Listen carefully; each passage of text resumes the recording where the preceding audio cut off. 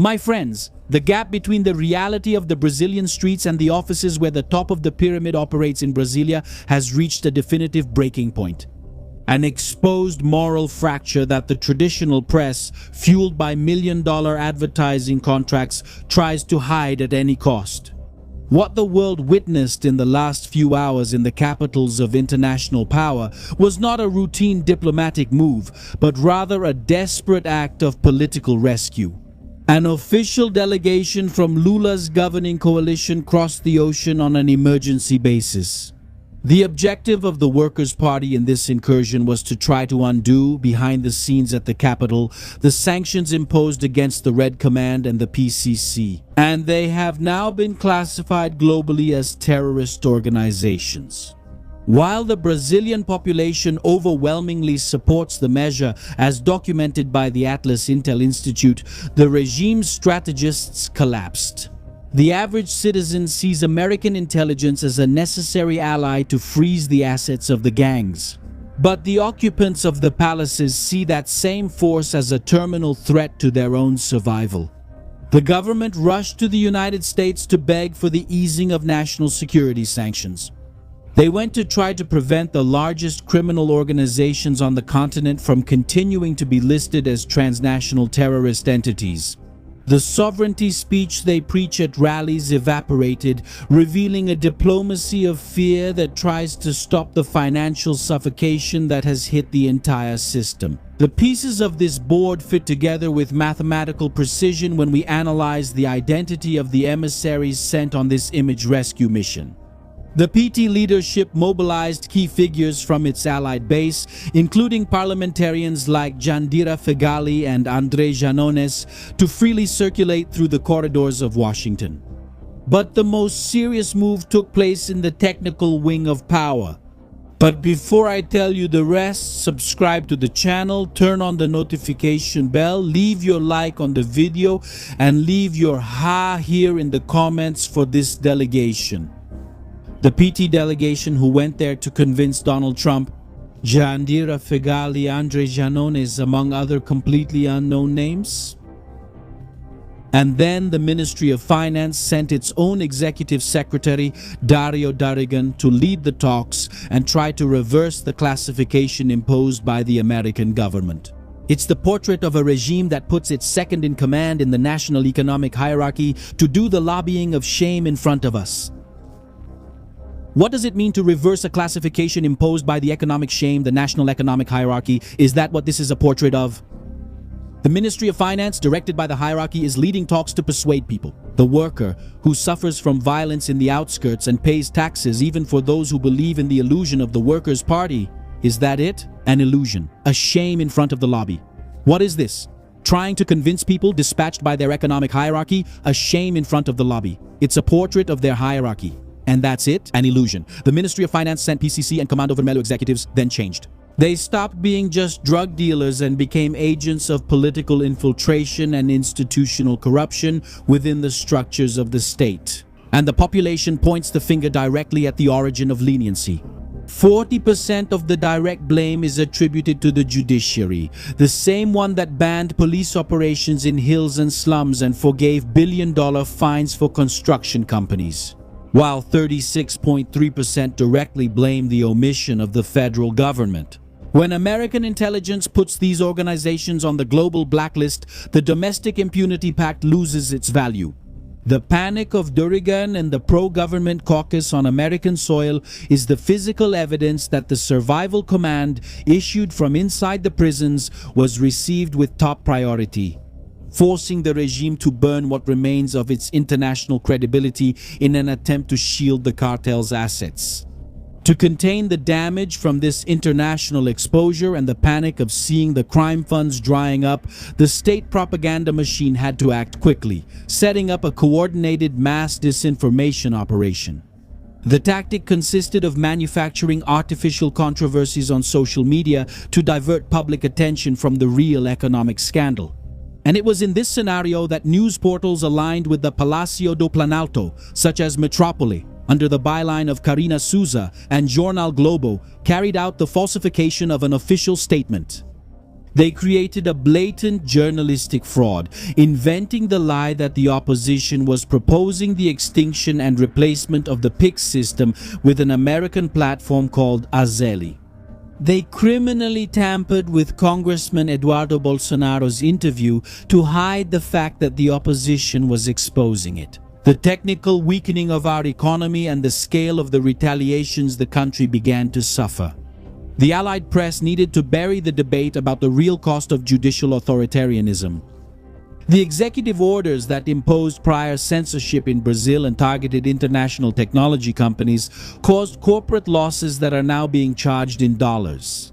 The United States responded by initiating customs investigations under Sections 301 and 307, applying a combined tariff barrier of 37.5 against domestic export products. When commercial isolation translates into billion-dollar losses for agribusiness and Brazilian beef risks being banned from global ports due to complicity with slave labor, the old media collapses. The role of these newsrooms was to create a digital smokescreen, to prevent the average citizen from realizing that Brazil has been downgraded to the highest commercial risk category, due to ideological choices and submission to the interests of Eastern dictatorships. China, Russia, yes, my friends, they are behind all of this. The explanation for the silence is that the orchestrated distortion of facts by the major television networks isn't about their editorial line, but rather about the payment spreadsheets from SECOM, the National Communications Secretariat, Lula's little branch office. To talk to you, tracking the state's financial flow reveals where the system's oxygen is injected. In just 17 months of the current PT administration, the federal government's communications department burned through the outrageous amount of R500 million on advertising directed exclusively to TV broadcasters. This amount represents a sharp increase of 46%. Compared to all the spending of the previous administration in the same period. This is not journalism, pay attention. This is a very well-paid narrative rental contract. The payment receipts document the change from the Secretariat of Communications mandate. Communication oxygen. 46% federal communication reveals a sharp increase in the injected communication oxygen. Injected. What the federal government has done is a sharp financial increase of 46%, 46%, 46%.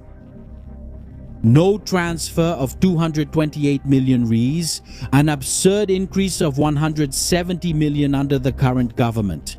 CNN Brazil recorded an even more aggressive movement, achieving an increase of 187 in direct state investments.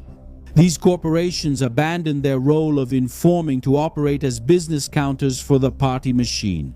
R500 million from taxpayers was burned to ensure that the commentators keep reading the government's official script, trying to convince the viewer that the trip of Janones, Jandira Fegali and Dario Durigan is a normal diplomatic mission in Washington.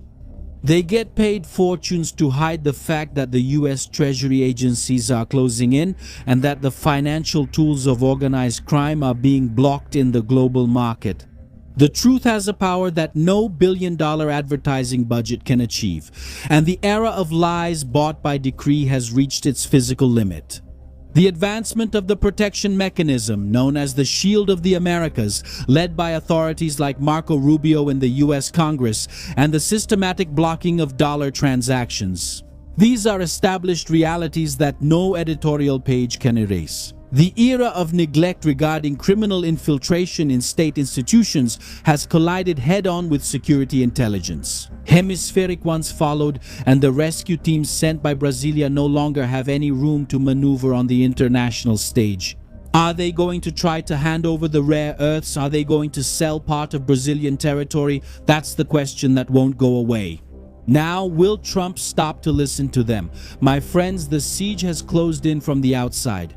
When the financial oxygen is completely drained from the shell companies and the disguised leniency agreements, the support structure of the regime will enter an accelerated process of self-destruction, collapsing due to the lack of money that always ensured obedience. And in the face of the complete dismantling of this scenario, only one question remains to separate the real analysts from those who simply consume the narrative spoon-fed by the rented press. Is this desperate rush by the federal government to Washington to try to clear the record of the Comando Vermelho and the PCC the result of brutal management incompetence that lost control, or is it the cold execution of a planned sabotage to break the country's security and isolate us from Western democracies? I want to assess your technical understanding.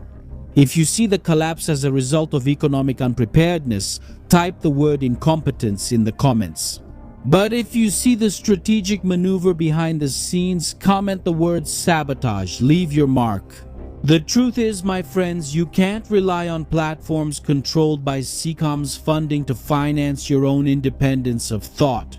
If you want to have access to surgical depth without censorship, without filters, and without that handbook of lies fabricated by the official press that receives millions to shield factions, you need to be part of our bunker. Click right now on the link pinned in the first comment and in the description of this video, or use the QR code that's appearing on your screen. And come check out our exclusive platform free from censorship. Yes, my friends, we're on rented ground. A single stroke of a pen here or there can take us off the air. Well, inside you'll join more than 3,000 elite analysts who understood that free content is a comfortable illusion and decided to support real independent journalism. It's a space for you to get the lay of the land before the herd does. Now, if you like TV shows and movies and don't want to waste another hour looking for something good to watch, we've created a channel with recommendations for series and movies free from woke culture, free from whining. Just sit back and enjoy with your family. The link is in the description, in the first pinned comment, and in the card that will appear on your screen. And now we're launching a podcast where we analyze series, review movies, and have a chat with your friends. Now, the best part of this conversation. Subscribe to the channel, turn on the notification bell, and leave a like on the video because yes, it takes a lot of work to make this, my friends. Now shield your mind. I'm Shimon Oliveira and I'll see you in the next video. See you then.